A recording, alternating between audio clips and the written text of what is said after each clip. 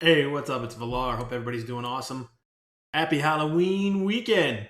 Hope you guys having fun. If you have kids, I hope you have an awesome Halloween. Even if you don't have kids, I hope you have an awesome Halloween. But it's always more fun with the kiddos and everything because you get to see them dress up and do all that stuff. So wherever you're at in the world, hopefully it's maybe they can trick or treat some way. Anyway, I am doing a Raid Shadow Legends video right now because there's a lot going on as far as like different things that I haven't done a video in a while. So I just fired up and felt like doing it. But as you can see, I'm not actively really playing much right now. I'll occasionally pop in and do something. I think my channel, I'm going to be doing a lot more Marvel Strike Force content because I'm just playing that game more. So for November, I'll sprinkle in some raid stuff, but the majority of the channel is going to be Marvel Strike Force until Doom Tower comes out. I really feel like I don't want to focus on things too much until Doom Tower comes out. But we do have a lot going on right now and a lot of things that hit. By the way, they said Doom Tower hits mid-December. That's when they hope to have it out. So I really am hoping that is actually true and it's not February. And I'm just going to take a little bit of a break and a little bit of a reprieve, more because the game's kind of getting stale to me. And sometimes you just need a change of scenery, really. That's it. It's that simple, right? And I need it for like a mental break because I just grind the game every day. I'm just kind of tired of it right now. So that's the main thing. And these are games. They're supposed to be fun. Once they're not being fun anymore, then it is not time to play them anymore. So don't be shocked if I full on quit. But I am saying for the month of November, expect the content to be even sparser than it's been as far as Raid Shadow Legends go. There's going to be a lot of Marvel Strike Force content. So take that for what it's worth. I always want to be upfront with everybody. Anyway, we got Lydia in here. So 2.3 feels like to me it didn't really do a whole lot. It just kind of introduced Lydia, which is big if you have 3-star faction wars, which I have not. So I mean that is something I could work on, but I haven't fully 3-starred. I only have like 70 stars left, maybe like 60 or 70 stars left. So I could potentially work on trying to get her. There's a game FAQ that's easier to access now. The mercy system's a huge thing, so that is actually pretty big. Shows the mercy system in there. Now we have a pity summon, basically, which is good. It's kind of nice. So you save up enough shards, and then you have that many shards, you're guaranteed to get a Lego. It's better on the Ancients than anything else. The Sacreds and the Voids still feel kind of expensive. Some minor bug fixes and everything in there. Obviously, I'm not reading through the whole thing. And then we have a double Halloween summon draft. So I'm not going to summon the first time. There's a 10x going on from today, Friday, until Sunday. For the old school champions, which I have all of them. Harvest Jack. I have 3 brackets, as most people know. Miscreated Monster, and Madame Ceres. So, all great champions in and of their own right. I really actually want to work on my Harvest Jack a little bit more. Because Harvest Jack is actually a really good control champion. So, that actually is really good. Like with fears he places and everything. He puts massive shields on him. So, I kind of like Harvest Jack and haven't shown him enough love, really. And then after that, though, what happens is Sunday morning. So I'm Eastern Standard Time. This will actually be while I'm sleeping. Sunday morning, it's 8:30 a.m. UTC to Tuesday. So all the way from Sunday to Tuesday, they're going to actually release the Narma the Return and Fearmonger and Little Miss Annie. So we can look at some of these new champs and kind of I'll give my little bit of an opinion on what I think of them. So mainly we got that, and then the pity summons. Oh, and then the other thing we have going on. So there's a decent amount going on right now. I'll actually give them that. It's not new content really, but there is a decent amount of stuff going on. I do feel like 2.3, all it really did was just put the pity summon in writing and give you Lydia. That's the main things it did. Not a huge patch by any means. I don't know what's going to happen in November. I feel like it's going to be a relatively quiet month for Raid, and then hopefully they have the Doom Tower come out. So, I'm not even sure how to Elegius? I don't know how to say that. I'm going to say Elegius. It just sounds better than Elegius. Maybe Elegius sounds better. I don't know. Whatever. So, Elegius is the summon, the fragment summon that we're doing. I'll probably still play every day, just do my dailies mostly. That's about it. I'm going to stack the hell out of energy. So, I don't even know if I'll complete this. If somehow I complete it, because I am going to summon the shards I have. To try to get the new champions. I have like 3 sacred shards and a handful of agents, like 1 or 2 voids. So it's not a big summon amount by any reason, but I'm gonna see if I get lucky and get one of these new ones anyway. But there's a bunch of different events. A couple dungeon diver events. When we have this artifact enhancement event that's actually live. We got a summon rush that's live. We got champion training coming tomorrow. We got the classic arena takedown, and then you can see, and they say you can get 160 if you place in the top, I guess, in some of these tournaments because you get some extra shards there. Okay, not bad. But and then new champions, we already kind of talked about that. Okay, so we'll show the pity summon if you want to actually see it. So you just go into your summoning portal, and then you click the little eye right here, and then it'll show you what the active 10x is right now, which is for all these champions who, by the way, are great. Every single one of these is basically a legendary. These are two of the best epics in the game, Miss Creative Monster and Madame Ceres. They, I would even argue, are actually better than these two, although these two are really good. So it's the Mercy system. It's cool. I mean, the whole thing is it's better than nothing, right? Like, it's not the best Mercy system in the world, but it's not terrible, and at least you know you're getting something. So if you have Ancient and Void trying to get an epic after 20 summons without an epic, no matter what, if there's a 2x or whatever going on, your chance increases per shard by 2%. So I guess that's if you open 70 Ancient or Void shards, you're guaranteed to get an epic champion, right? Because you're looking at, like, 50 shards, 2%. All right, takes you 50 shards to get to the guarantee. 70 seems like a lot for an epic. I mean, I feel like I open... That seems like out of the actual odds. Like, let me actually see. So, Ancient, Epic is 8%, and Void is 8%. So if you were to open 70 shards, this is funny. If you were to open 70 shards, all I'm doing is popping up the damn calculator here. If you were to open 70 shards times 0.08, you should get almost 6 epics. So the Mercy system doesn't matter worth crap for the Void shards. I mean, for the epics, actually. Basically pointless. Let me actually do the math on the Ancient. Somebody else might have done this. I honestly haven't been watching any YouTube videos on this at all. I haven't been watching YouTube on this. I haven't been doing much anything as far as raid goes. Just doing the bare minimum right now. But Ancient and Void legendary. So after 200 summons without a legendary, then it's a 5% chance per shard to increase it, right? So that's 20 shards, because that gives you the 100%. So 220 shards should give you a legendary, right? But now I'm thinking about this too. The odds, statistically speaking, this Mercy system is okay, but it means very little, right? Because if you look at the Ancient, it's only 0.5%, right? But if you have 200 shards, that means you should get 1. You should get 1. They're not guaranteed to get 1, because you could have a bad luck streak in any number of things based, the law of large numbers or whatever you want to call it. I forgot the freaking name for it right now. But you're not actually getting that much value out of this, because it's just making it so that you're basically going to keep in line sort of with the odds, just a little bit outside the odds. That's all it's doing, because your odds are, out of 200 shards anyway, you're going to get a legendary most likely. But if not, you open an extra 20, you're guaranteed to get a legendary. You can see the math right there. Same thing on the Voids. Exact same math. So if you were to have 200 Void shards, you should expect to get 1 legendary no matter what, outside of a non-double chance. So if we're in a double chance, this Mercy system means almost nothing. I mean, really, it does, actually. So it's just...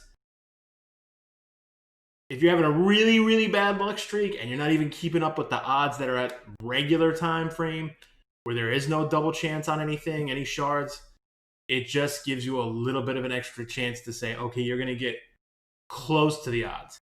I feel like it would actually be better if they changed the pity system to match the odds exactly.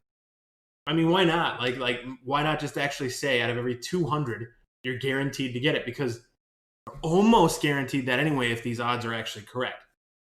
Statistically speaking, because the numbers that they're actually having are supposed to be up to Millenniums actually have millions and millions and billions of shards they could pull. Meaning, on average, it's 1 out of every 200 that you get. So, 220 is the pity system. The pity system actually, the regular odds are just about as good as the pity system. So, it's really lipstick on a pig, basically. That's kind of what it is. This whole thing is lipstick on a pig. We're all making a big deal out of it. It's cool. Yeah, it's better than nothing, but it's lipstick on a pig. Sacred Shards, I really actually don't like the way they did it. So 94% you get an epic. You're going to get an epic, but 6% to get a legendary. But if you look at this, so 12 summons without a legendary, then it starts increasing by 2%. So it's 50 sacreds. That is a shitload of sacreds. I think the most I've opened, and I had like, I don't know, maybe it was like 100 something sacreds where I had a bunch of viewers together, but the most I've opened for myself is 20, and that took me forever to save that up. Like, I actually saved that from Clan Boss, and I think I bought like maybe 1 or 2 packs. And it took me a few months to get 20. So someone getting 60 is probably buying every single pack available and just wailing out like crazy. So it's a little bit, again, lipstick on a piggish. We're at 6%. So if you have 12, you should get what, like this is actually, 72% of a legendary, basically, is what you would get. Not that that matters, but like you're essentially get almost 1 legendary there. Now you've got to open 62 shards to get a guaranteed legendary. That seems to be 62 times 6. Let's see how many you should actually get. You should get almost 4 legendaries for that, just based off the regular odds. So you're really, really, really having some bad luck if the mercy system kicks in, actually. Like a ton of bad luck. And I actually did see it in the content creator chat. They should have a counter system to see how many shards you've pulled, so you know exactly where you're at with the mercy system. And it would actually entice people to be like, oh, I gotta get this new pack over here because I'm like, 20 away, or I gotta spend some of my gems. Like, I think it would be smarter for them to do that. But I think the reason they're not gonna do it is because it would just reveal how lipstick on a pig this is. This is actually no big deal. I mean, just doing the math right there, you're like, after I pull a whole bunch of shards, the odds are like better than actually the mercy system anyway, so whatever. I mean, the statistical odds of you actually having to hit the mercy system a lot are very, very low if these are actually correct.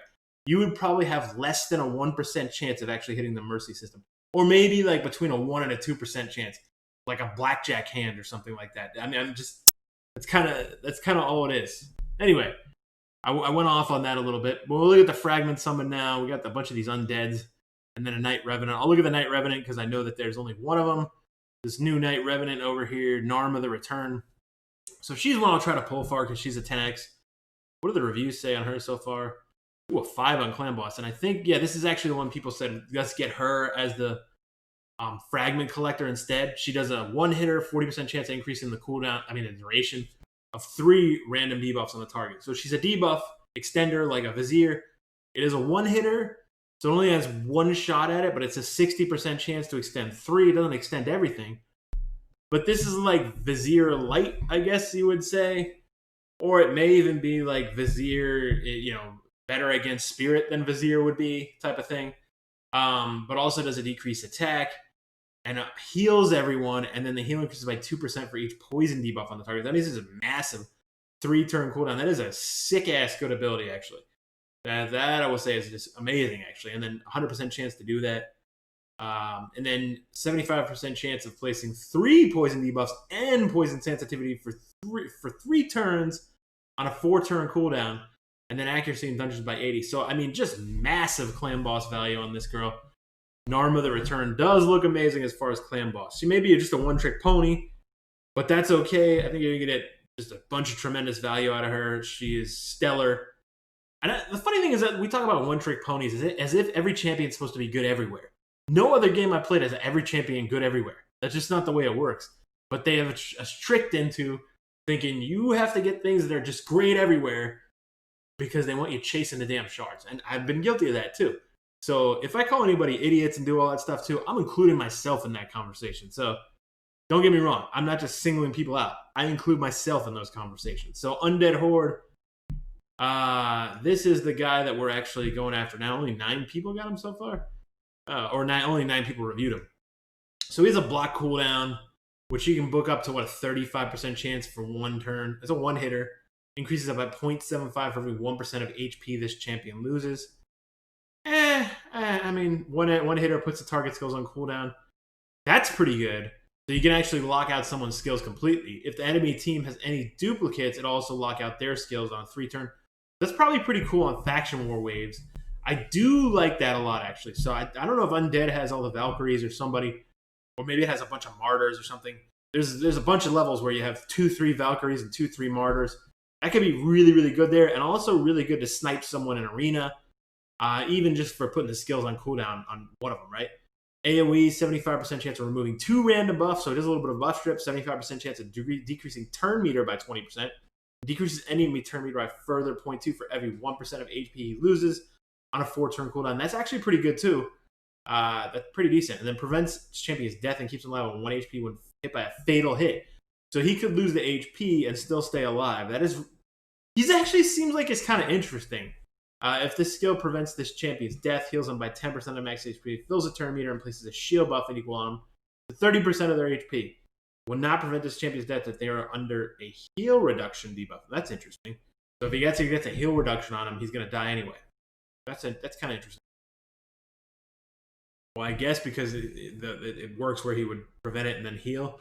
I don't know if I like that part of it, but the funny thing is this is actually indirectly, if this guy is really, really good, indirectly making champions with a heal reduction debuff a better counter to him. So that's kind of interesting too. So it may actually give more value to people who just do like single target heal reductions besides Fire Knight. I'm just kind of thinking.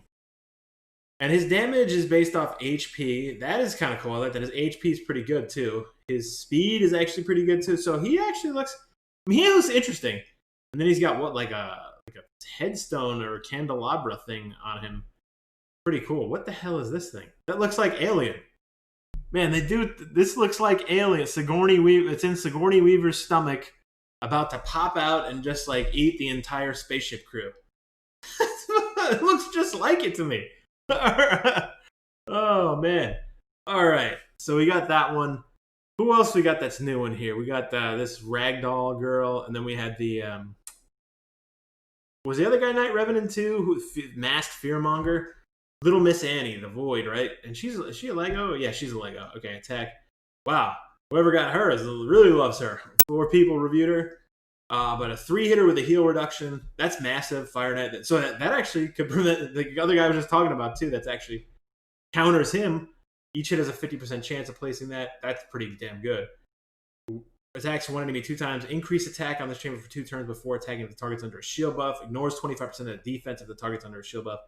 Places perfect veil on this chamber for 2 turns if the attack kills an enemy. Fills a turn meter by 30% if the attack does not kill the target. On a 2-turn cooldown. Wow, once you book it. Man, she's pretty damn good. I'm actually hoping I get really lucky and pull her out of 1 Void Shard. Attacks 1 enemy will ignore 25% of the target's defense if the target is higher defense than the champion. Decreases the target's max HP by 25% of the damage inflicted if the target is higher max HP than the champion. Will repeat attack a second time if the target is both higher defense and max HP than the champion on a 4-turn cooldown with a scaling of damage there. That could be pretty damn sexy, actually. Pretty damn powerful. When revived, attacks the enemy that killed this champion with this default skill. Also fills the champion's turn meter at 25% and places a shield buff equal to 50% of her HP for 2 turns. Wow, that is actually cool. That's really cool. And she has decent HP for an attack-based champion. Speed's good. Attack is really high. Each hit has a 50% chance of decreasing the target's turn meter by 5 and 100% chance of decreasing the target's max HP by 5 when attacking enemies under heal reduction. That's a little too situational, it feels like. I don't know, but really good for Fire Knight, I guess. But the max HP doesn't matter. Also heals this champion by 5% of the damage inflicted when attacking enemies under heal reduction debuffs. Okay, that's good. So she an ally attack in all battles by 33. I think I like her, actually. She looks pretty damn good. I don't know why you would use her in Clan Boss. I mean, a heal reduction, increase the... I guess, I don't know, whatever. Someone probably just really liked her and got real lucky. That's all. So she's pretty interesting looking with this beating heart. That's actually... They always do a good job on artwork, but this is actually pretty cool. And is there a face in this heart too? Look right here. Like, this is funny with looking at this. The first time I looked at this, it looks like little eyes right there. Like her heart's actually staring at you too. That's kind of funny. And then I gotta think that other dude was Night Revenant, wasn't he? Where the hell is he? Masked Fearmonger. Is he Demon Spawn? I'm sorry. I'm gonna have to look and then we'll call it a video. So we're getting a little long-winded here. If you're still here, thank you very much. Like and subscribe, all the usual jazz. Whoops. All right, let's see. Yeah. All right. What's Masked Fearmonger? Banner Lords. Wow. Okay. That would have been the last place I looked for a Halloween champion. I mean, it feels kind of out of place. Like, are any of these Banner Lords actually Halloweeny? They look more like knights, and like they're all wearing shining armor, and this one looks like Snow White. Kind of weird to put him in there. I mean, but hey, whatever. Jason Voorhees over here. Yeah. This is just Jason Voorhees in a leather jacket. It really is Jason Voorhees. All right, so let's see. Just to put a big butcher knife, which he kind of has, and like a hockey stick. No, the guy doesn't carry a hockey stick in the movie. So 2-hitter, each hit decreases the target's turn meter by 7.5% of the target is under a fear or true barrier debuff. Reduces the cooldown of the champion's tasted despair skill by 1 turn if the attack kills an enemy. Okay. Attacks one enemy, 75% chance of placing a fear debuff for 1 turn. Okay, so he does fear himself. That's good. And 75% chance of decreased speed. 75% chance of placing true fear on 2 enemies for 1 turn if this attack kills an enemy. Wow. That's cool. 1 true fear debuff will be placed on the enemy with the lowest turn meter, while 1 will be placed on the enemy with the highest turn meter. That's cool. And a 3-turn cooldown because it's going to make it whoever's fastest and whoever's slowest kind of could get locked out. Attacks 1 enemy will ignore 35% of the target's defense if the target's under a fear and a true fear debuff. 30% increased speed, a revive on death, block debuffs for 1 turn as champion if this attack kills an enemy on a 4-turn cooldown. Fills a champion's turn meter by 50% whenever an enemy's HP drops below 20% on a 4-turn. He actually doesn't seem that bad either. So I think he's going to be pretty cool. Mr. Voorhees here, who is in the freaking just total black sheep of all these Banner Lords. All right. But man, he's got some bad ratings. It's only 4 people, but I don't know. Maybe it's too hard to figure out how to work them. I will say some of these kits are getting a little bit convoluted, where the average everyday person, unless you're just a hardcore raid player, they're probably not going to get use out of all this stuff because it's so situational. Anyway, so I'm going to leave it at that for now. Like I said, sporadically raid content will still be coming, but not much in the month of November. I know I haven't been around for a little while anyway, but I will be around a lot more. It's just going to be with Marvel Strike Force for the month of November. If Doom Tower comes out mid-December and I play it and I love the thing, I'm actually going to hardcore go at raid again, but I sort of need a little bit of a mental break before then, because if it does wind up being good, then I'm going to go hardcore on raid again. So anyway, thank you very much. I will be back soon with some more videos. Please like and subscribe again. Have a great Halloween weekend. Happy Halloween. Cheers.